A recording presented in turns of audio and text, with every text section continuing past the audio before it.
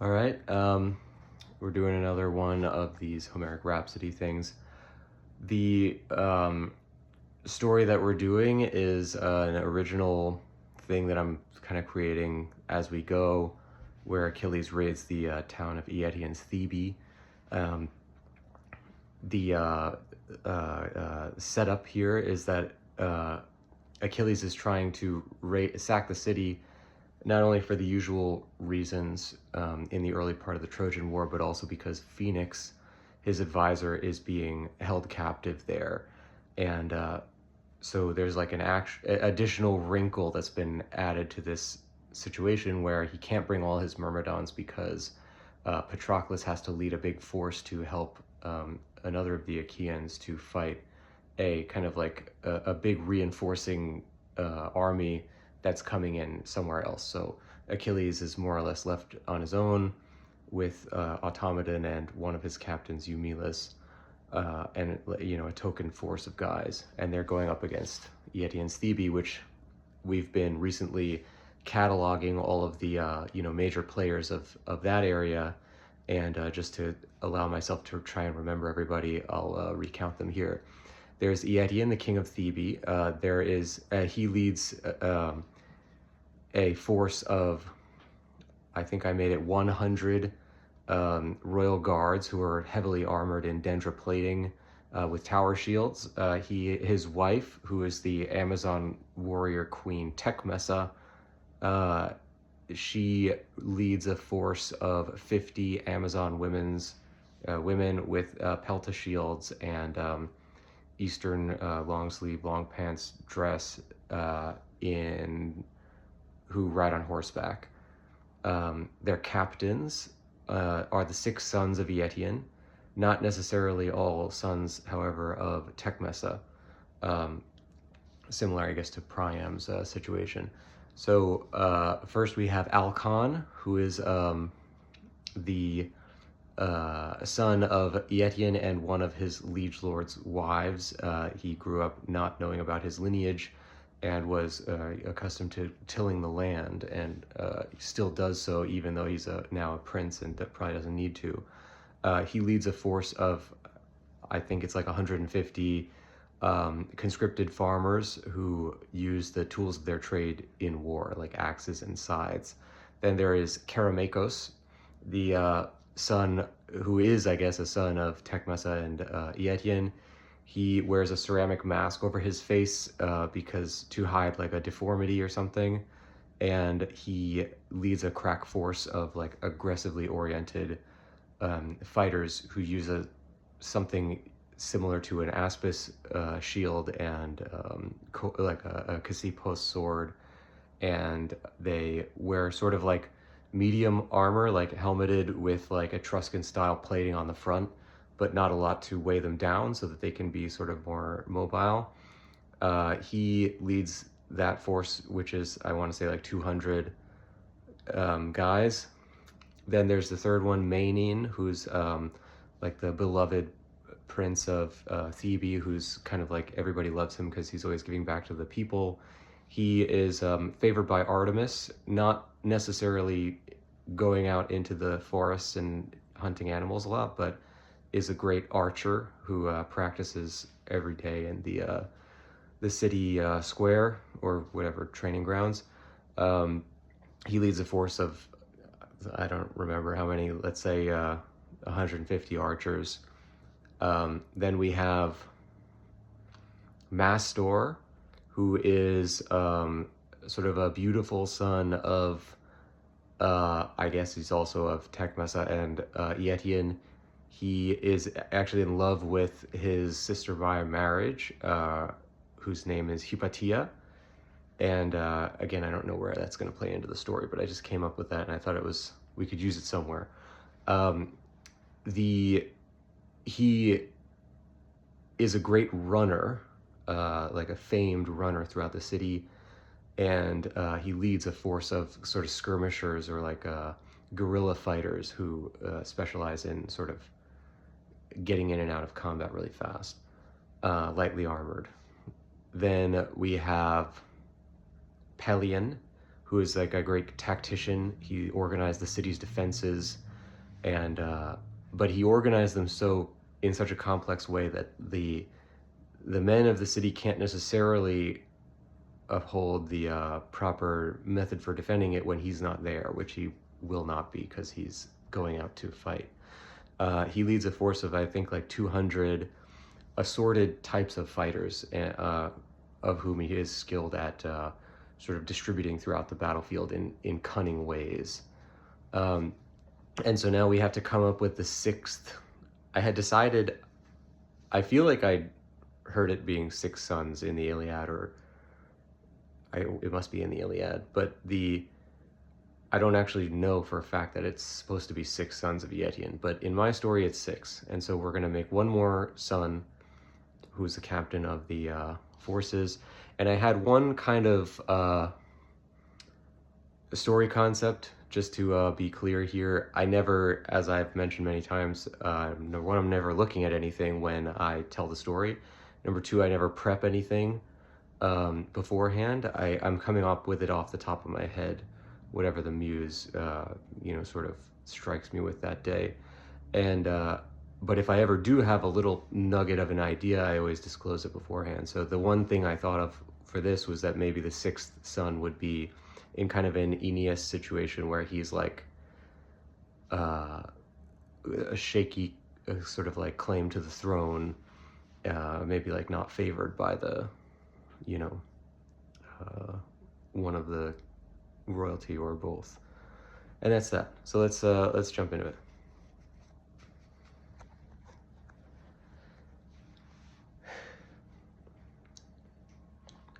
Thus were the 5 sons of Eëtion arrayed below that gate of the city of Thebe, that gate dedicated to the sun god Apollo, which shone forth with gold plating and brought the sun's rays glimmering throughout the city. Such was the pride and the splendor of the city of Thebe that even that gate itself was bedecked in gold. And who was the 6th captain of the Theban forces under Eëtion's town, at that golden sun gate? He was CLONIUS, that 6th son who Eëtion had begot upon another woman of the city, one of his concubines.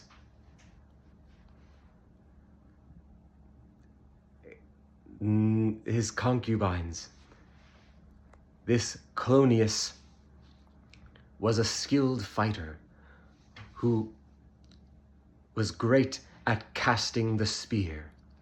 And yea, during the athletic games, he would throw the javelin farther than a man could shoot an arrow from the bow. Such was he favored by the goddess of the hunt, and by shining Apollo. This CLONIUS, however, was not favored by the queen Tecmessa, who had long begrudged him, as he was born out of wedlock, but was the oldest of the sons of Eëtion, and therefore had his claim to the throne greater than those true-born sons of Queen Tecmessa under Thebe. She did not have much love for this boy who grew up in her house, running and playing along with her own true-born sons. But he ever was in the good graces of his father, who gave him a great force and great responsibility, raising him as any true-born son might be. He commanded a force of 300 who brought great disciplined style to their fighting. These men in short kilted tunics and with well-clasped greaves about their ankles and shins, wore the horsehair crests, all shining in polished bronze. You would say that a sunburst had come from the battlefield below whenever they marched forward, as they were like one great mass of shining bronze. These men carried with them the circular shield, and they brought forth that great fighting strategy to become like a wall against the foe. In ranks they came, each thrusting the spear above the shoulder of the one in front, and each holding his spear before the man to his left, so that no chink was found in the defenses of their armor and their great wall of shields. Such was the brotherhood between them, and the great discipline employed by CLONIUS, that great captain of Thebans. And such did men through the ages take from them a great example, and their fame never died. And so, with these 6 captains under him, great Eëtion looked out upon his force from a ridge near that gate of the sun, and he spoke out to his gathered parties.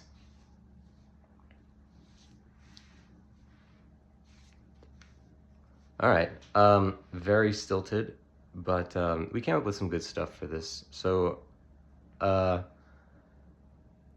this is, you know, the oral poetry equivalent of a rough draft. We're coming up with this literally off the top of our heads. This story did not exist before. It's not like me reciting the Iliad where, you know, I'm just trying to pull whatever I can remember. This is literally, we're coming up with a new story and new characters. So you can't expect it to be that gracefully told. We can only try to create a bunch of raw material that we will then refine later. But I thought it was kind of cool that it turns out that he's the oldest son of Eëtion, and that Tecmessa is greatly like opposed to him because he would be the next in succession to the throne, because I guess whatever system of lineage they have in that city allows him to do that. You know, like in ancient Rome, it wasn't like adoption could cause the son to then be considered like a trueborn son, and he would become the next Caesar. So I guess something like that occurs in Thebe. So the I thought it was interesting that I didn't really explore like that much about his like discipline, but he essentially, I guess we're implying that he like invented the concept of hoplites, hoplite warfare, which obviously just probably can't have happened, but it's another interesting thing where we're exploring, like, you know, a lot of these stories attempt to like retroactively insert their own lineage. Like a lot of the stories of Heracles, for example, he did like a million things. Or Theseus is a really good example, where there's like 3 different like types of Theseus, and they don't really all fit together, where he's like a king and he's also like an adventurer, and he also like went to hell and like got stuck in a chair, and it's like they don't all really make sense with you, like if you put them all together, but we accept them as one character. But what it really is, or at least what a lot of scholars claim, is that throughout the ages, different cultures who wanted a claim on Theseus, for example, Athens, where they're like, okay, well, he's the hero of Athens, so we're going to make a story where he, like, is this really just king and he's laying down laws and stuff. and then other cultures that want to lay a claim on him. Or Heracles, for example, is like, well, we want a story with Heracles, so we're going to come up with something where he did a great deed in our area, or, you know, did something that like shaped the way that our culture works or whatever.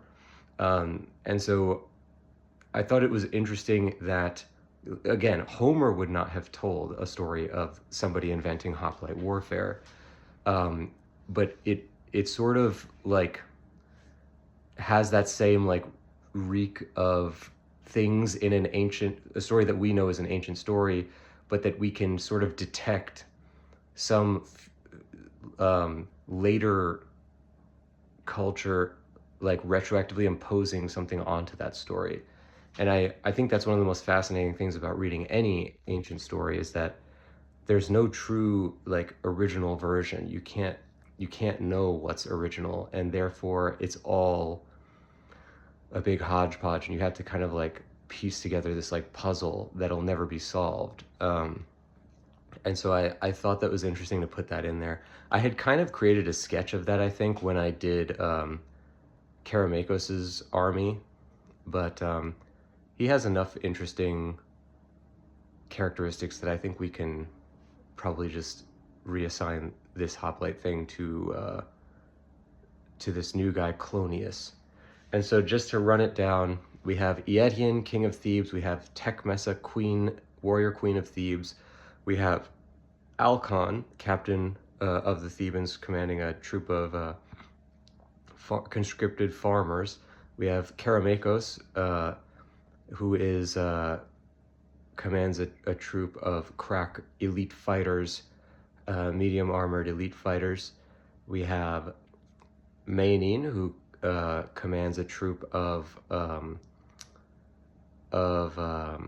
archers, and then we have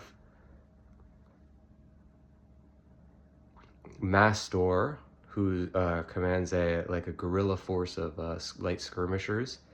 Then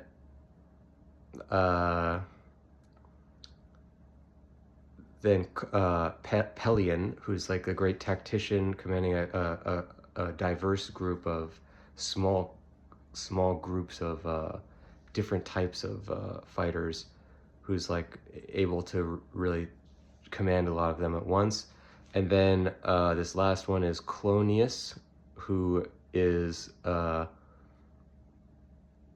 greatest in favor by Eëtion, with the biggest force of fighters, who commands essentially a group of like proto-hoplites, you know, with spears and aspis shields. And that's the forces defending Thebe. To disclose one more thing that I am kind of like a germ of an idea that's in my head, Phoenix has not been doing anything this whole time, so I'm thinking I want to bring him back in and potentially create some kind of a reason why he would advise the Thebans. And I have one idea for that, which you'll see it if I end up doing it. I don't want to say too much about the story, but that's essentially the extent of what I have planned going forward here. I want to give Phoenix some kind of reason to at least advise the Thebans, even if he's not like ever going to be allied with them against Achilles. And that's that. But we will keep going, and you know, at least we have the 6 contingents under the king and queen ready to go, and now we just start working on the blank page of what do they do from here now that we have them. So that's that.